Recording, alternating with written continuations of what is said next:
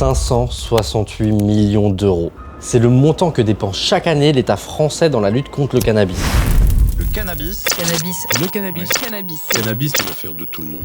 Pourtant, malgré l'une des politiques les plus répressives au monde, la France compte le plus grand nombre de consommateurs d'Europe et les chiffres ne cessent de Les croître. champions d'Europe de la consommation de cannabis. Et plus le nombre de consommateurs augmente, plus le trafic s'accélère. Les actions des forces de l'ordre censées endiguer le marché semblent totalement inefficaces.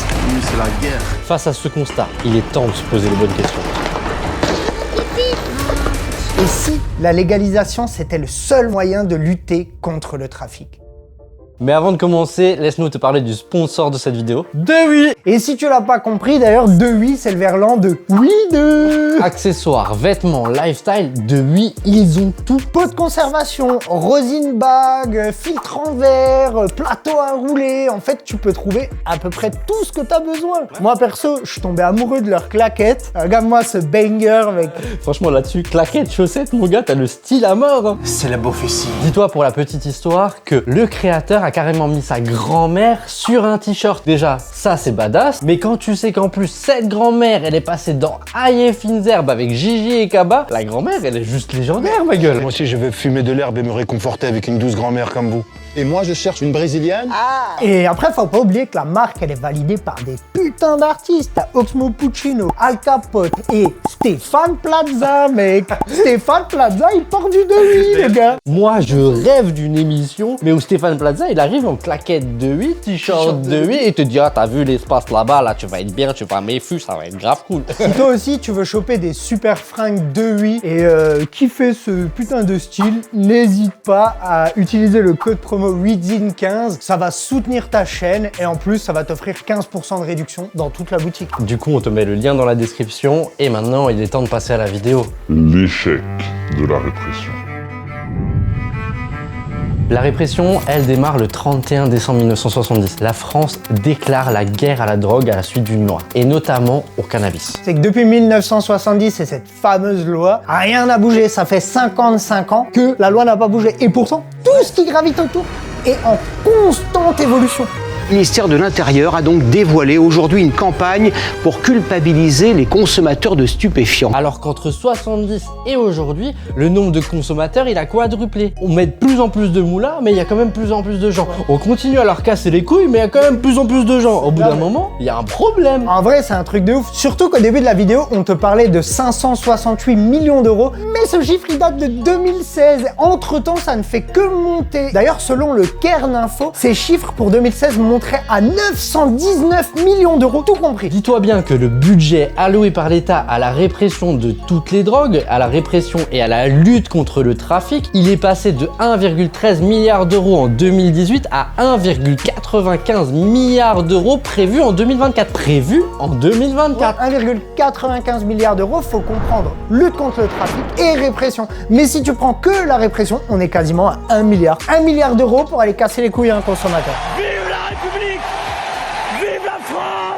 Si on résume bien, le nombre de consommateurs, il augmente malgré le budget lié à la répression qui ne cesse d'augmenter. Et ça, malgré le fait que l'État, il préfère traquer le pauvre petit consommateur que le trafiquant. Moi, je me dis une chose, hein. Je me dis, mais pauvre flic, T'imagines? Moi, gamin, comme beaucoup d'enfants, je rêvais d'être flic. Arrêter des brigands qui volent, qui font du mal, et ci et ça. Mais si je dois passer ma journée à arrêter les gars, oh, c'est quoi, c'est un bout de shit, c'est une micro-croquette. Frère, le métier, il a plus d'importance. Blague à part, en 2016, les forces de l'ordre ont consacré plus d'1 million d'heures à la répression contre le cannabis. 1 million d'heures, c'est juste les flics qui traquent les consommateurs. Il n'y a pas d'avocat, il n'y a pas de système judiciaire, il n'y a pas les pénitentiaires, il n'y a pas tout ça qui est aussi lié à la répression. C'est juste fou. Le nombre d'interpellés entre les années 1970 et aujourd'hui a été multiplié par 50. Par 50! Parce que pour rappel, l'État préfère traquer le consommateur que traquer le trafiquant. Mais alors comment la légalisation peut réellement lutter contre le trafic? Déjà, tu le vois dans le titre, on te parle de légalisation et pas de dépénalisation. On fera une vidéo complète à ce sujet. Mais pour la faire courte, la dépénalisation, elle n'enlève pas le trafic de stupéfiants. Au contraire, la dépénalisation l'accélère. Car si l'État tolère en partie la consommation, il n'en autorise pas la vente. Les consommateurs continueront donc de se servir sur le marché noir et le trafic en profitera. Mais pour qu'une légalisation soit réussie, il y a un gros travail de réflexion à avoir sur la taxation de manière à être compétitif et retirer le joujou, le hochet des dealers. Si moi je paye chez mon dealer 4 € mon gramme de Toshi, mais que je peux en acheter du légal à 8 € le gramme de Toshi, tu te doutes bien que je vais continuer d'aller chez mon dealer. Folle la brique. et ça, il y a des exemples concrets qui le prouvent. Par exemple, au Canada, 5 ans à peu près de légalisation, il y a plus de 72% des consommateurs qui se déclarent se fournir uniquement sur le marché légal. On a retiré 72% au trafic. C'est énorme. Et au-delà d'endiguer le trafic, il y aurait un impact financier à la légalisation. Qu'à l'heure actuelle, la répression, elle coûte à qui? Elle coûte sur tes impôts, elle coûte aux contribuables. Alors qu'avec une légalisation, l'État récupérerait avec les taxations des finances qui pourraient servir au trafic. Mais surtout, ça va vachement aider de dire il y a de la recette fiscale qui va rentrer. La vérité, elle est là. Je veux dire, aujourd'hui, on va te faire rentrer de l'oseille dans tes caisses, ma gueule. Il n'y a pas grand monde qui dit non. J'aime l'argent. L'État gagnerait au minimum 430,5 millions d'euros. Simplement sur la vente du produit. Il y a des nouvelles entreprises qui vont payer des taxes. T'as des salariés qui vont payer des taxes. Enfin bref, je t'apprends pas que la France est un pays surtaxé, donc de l'argent, ça va rentrer. Mais c'est pas tout, parce qu'on va parler d'emprisonnement, de justice, de force de l'ordre, et ça, aujourd'hui, ça a un coût. L'emprisonnement aujourd'hui pour les affaires de cannabis coûte 224,5 millions d'euros annuels. Ça veut dire que tu vas pas leur faire gagner de l'argent, mais tu vas leur faire économiser 224,5 putain de millions d'euros. Mais c'est super ça!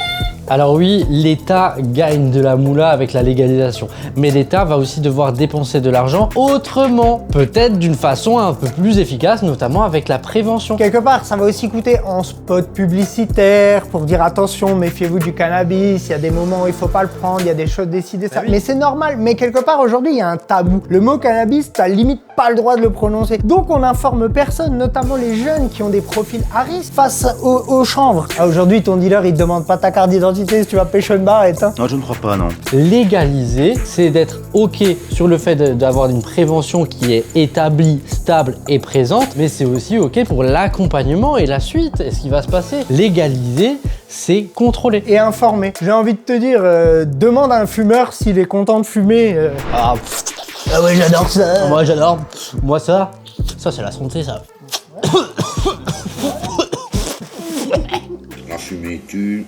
Et puis, on va revenir sur un sujet quand même qui est essentiel, les affaires policières. On va réaxer nos forces de l'ordre sur des affaires d'importance. Le trafic en lui-même et plus le consommateur, sur des peut-être plus petites affaires, mais un arrachage de sac sur une grand-mère, c'est pas une petite affaire, hein. Si les flics ils permettraient de rendre le monde plus sûr parce qu'ils ont plus 90% de leur temps à traquer un consommateur, ça redorerait le blason. Si on les emploie à des choses juste à rendre le monde sûr, eh ben ça, ils auraient une meilleure image auprès de la populace. À la lueur de tout ce qu'on vient de t'exposer, nous, on a une dernière question pour toi. Est-ce que tu es pour ou contre la légalisation du cannabis? Mets-nous ton avis dans les commentaires, on serait vraiment content de savoir ta position sur la légalisation du cannabis. On te met tous les liens qui nous ont servi à vulgariser cette vidéo, parce que oui, il y a des fois où on est passé très vite sur certains points, parce qu'au bout d'un moment, ça aurait été trop chiant. En attendant, n'hésite pas à liker, à t'abonner, à partager, à utiliser le code 8ZID15 sur la boutique de 8, c'est important, ça soutient la chaîne et c'est vraiment cool. Les affaires sont vraiment